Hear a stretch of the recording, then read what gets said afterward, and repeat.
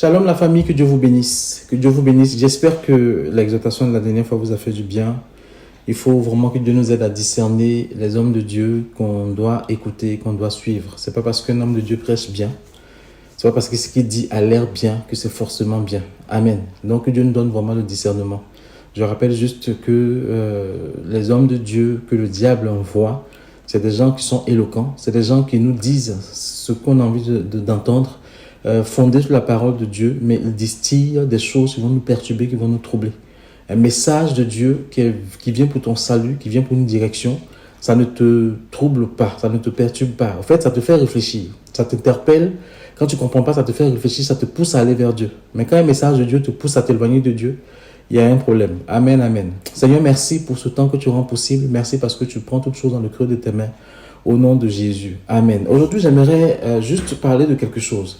La Bible dit en Jérémie 29, le verset 11, « Car je connais les projets que j'ai formés pour toi, dit l'Éternel, les projets que j'ai formés sur vous, projets de paix et non de malheur, afin de vous donner un avenir et de l'espérance. » À partir de ce passage-là, bien aimé, comprends que les projets que Dieu forme pour toi, ce n'est pas des projets pour te faire souffrir. Ce n'est pas des projets pour te mettre dans le malheur. Ce n'est pas des projets pour que tu sois dans des problèmes. C'est des projets pour que tu sois dans la paix. C'est des projets pour que tu sois dans le bonheur. Dieu veut ton bonheur. Dieu veut que tu sois heureux. Dieu veut que tu vives dans la paix, dans la joie. Dieu veut que tu sois un homme comblé. Mais un homme comblé, pas à ta manière, pas à la manière du monde, pas à la manière du diable, mais à la manière dont Dieu a prévu de te combler. Amen. Le problème de nous chrétiens, c'est qu'on est pressé. En fait, on reçoit des promesses de Dieu, mais on est pressé de voir ces promesses se réaliser. On est tellement pressé que parfois, on va toucher à des choses qui vont nous éloigner de Dieu. Tout à l'heure, là, j'ai écouté une chanson et puis je me rappelais de ce peuple-là, d'un peuple, je ne vais pas citer son nom, qui a voué tout son culte à des dieux étrangers, à tous les autres dieux, sauf à Yeshua, à Mashiach. Et au moment où le malheur est arrivé, le Dieu à qui ils ont voué leur vie les a lâchés, il les a laissés, et ça a été le malheur, ça a été la mort, ça a été la destruction. Et le Seigneur me dit, le diable, il va te donner ce que tu veux, rapidement. Mais quand le malheur doit arriver, il va te lâcher. Parfois, c'est lui-même qui va précipiter ton malheur. Bien aimé, le diable ne donne rien sans rien. Le diable ne fait rien gratuitement. Tu es tellement pressé de voir la promesse de Dieu se réaliser que tu mets ta main dans des choses dont tu es convaincu. Toi-même, tu sais que c'est mauvais, mais tu mets ta main dedans parce que tu es pressé pour atteindre quelque chose que Dieu a dit qu'il allait faire pour toi. Tu vas regarder les TikTok, tu vas regarder les YouTube où on te dit que pour avoir la chance, pour avoir le bonheur, mets des feuilles de laurier sous ton oreiller. Pour avoir telle chose, il faut verser le lait comme ça. Pour faire telle chose, il faut te laver comme ça. Mais bien aimé, tu vas te réveiller un matin et tu es devenu sorcier, tu es devenu sorcière parce que avec ton accord, tu as fait leur rite, tu as fait leurs choses pour rentrer en confrérie avec eux et tu seras surpris. Tu ne peux pas être enfant de Dieu. Tu ne peux pas te réclamer de Jésus et puis faire les choses que Dieu ne te recommande pas. Bien aimé, soit tu es chrétien, soit tu ne l'es pas. Et si tu es chrétien, il faut faire confiance à Dieu. Il faut faire confiance. Ça va prendre le temps que ça va prendre. Mais il faut lui faire confiance. Bien aimé, la Bible dit que quand le peuple juif est arrivé en Josué 6, quand le peuple juif est arrivé en face de Jéricho, ils ont fait une pause. Parce que Dieu avait besoin de leur donner une direction. Dieu avait besoin de leur donner une instruction. Dieu a dit, voilà ça. Les Lévites vont porter l'arche. Vous allez faire le tour une fois par jour de la muraille de Jéricho pendant 6 jours. Une fois par jour pendant 6 jours. Mais le Dieu qui a ouvert la mer là, en peu de temps, est-ce qu'il ne pouvait pas faire tomber les murailles de Jéricho en si peu de temps? En un claquement d'œil, en un claquement de doigts. Est-ce qu'il ne pouvait pas? Si, bien aimé, il pouvait. Mais il y a des choses que Dieu veut faire aboutir dans ta vie. Il va prendre le temps de travailler du fond vers l'extérieur, de l'invisible vers l'invisible. Il va prendre le temps. Chaque jour que Dieu a permis au peuple de faire le tour de Jéricho, ça a été une victoire sur une entité de Jéricho. Ça a été une victoire sur un Dieu de Jéricho. Ça a été une victoire sur quelque chose sur lequel était fondée la muraille de Jéricho. Amen. C'était une muraille imprenable. Si c'était imprenable, c'est que la muraille de Jéricho ne s'est pas faite qu'avec des hommes. Il y a eu certainement des sacrifices. Il y a eu certainement du mysticisme. Il y a eu certainement quelque chose Et Dieu a permis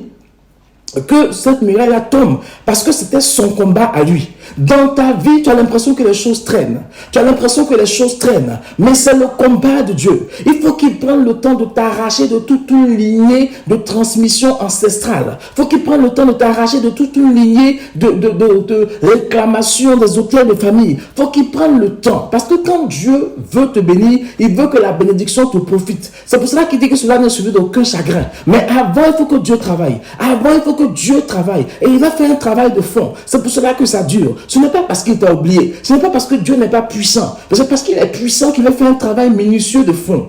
Les murailles de Jéricho sont tombées au bout de 7 jours. Et le 7e jour encore, la Bible dit qu'ils ont fait 7 fois le tour. Et c'est tombé. Dieu a voulu mettre la perfection à ce travail. Dieu a voulu mettre la perfection à cette destruction des murailles. Afin que plus personne ne puisse rebâtir ces murailles-là. Et la Bible dit plus loin que ceux qui ont essayé de bâtir les murailles, celui qui a essayé de rebâtir les murailles, il a perdu son fils, il a perdu des gens de sa famille. Bien aimés frères et sœurs en Christ, ne sois pas pressé de voir les promesses de Dieu se réaliser.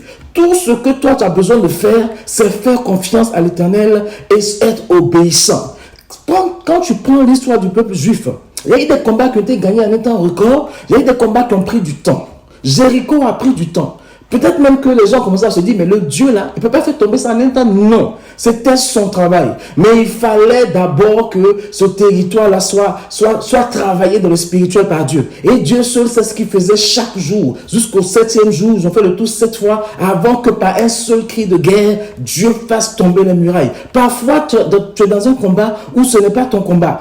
Obéis juste à Dieu et laisse Dieu faire. Exode 14, à partir du verset 13 et 14, disent que, surtout le 14, reste tranquille, l'Éternel combattra pour toi. Dieu dit que parfois tu n'as rien à faire. Sois obéissant, prie et laisse-le combattre pour toi. Mais pourquoi tu es pressé?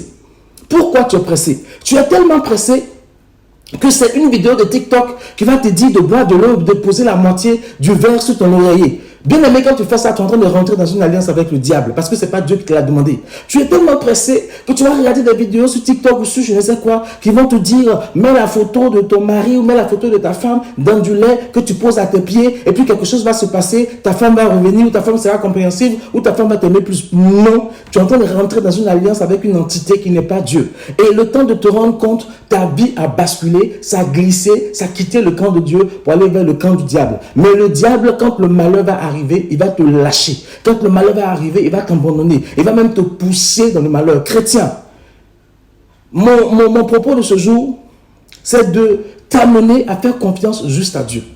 Ne sois pas pressé. Laisse l'Éternel faire pour toi ce qu'il a prévu de faire.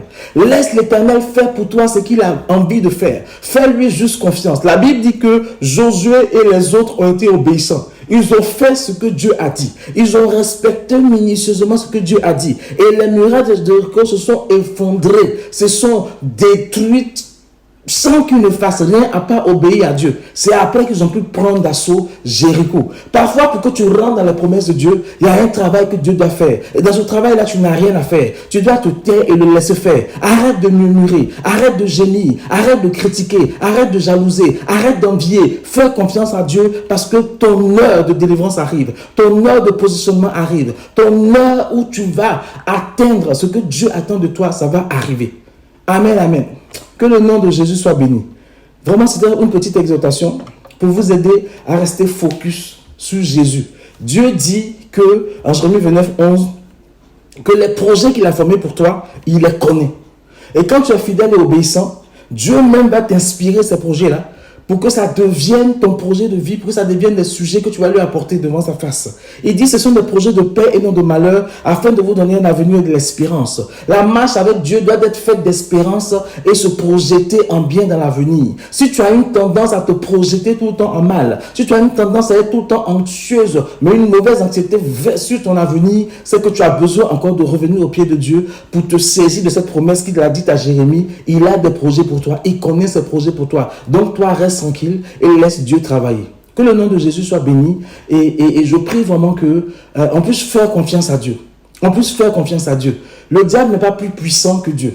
Il va juste te donner rapidement ce que tu veux, mais en contrepartie, il va prendre quelque chose de toi. Le diable ne fait rien sans rien. Quand il te donne quelque chose, il prend quelque chose en retour. Amen, amen. Sois béni, sois béni, sois béni. Sois confiant, aie de l'espérance, fais confiance à Jésus. Et souviens-toi que ce Dieu-là qui a donné son Fils à la croix pour que toi tu sois sauvé, c'est ton papa. Et un papa prend soin de ses enfants. Un papa pourvoit aux besoins de ses enfants. Un papa sait ce qu'il y a de bien pour ses enfants. Un papa assure toujours le petit déjeuner et le dîner des enfants. Un papa assure toujours ce dont les enfants ont besoin. Alors fais confiance à ce Dieu-là et tu ne seras pas déçu. C'est pas parce que ça traîne, c'est pas parce que ça tarde que ton Dieu n'est pas puissant ou que ton Dieu t'a oublié. Il veut faire les choses bien. Comme ça, quand tu vas sortir de ta situation, tu sauras qui t'a délivré. Shalom, shalom et que Dieu vous bénisse.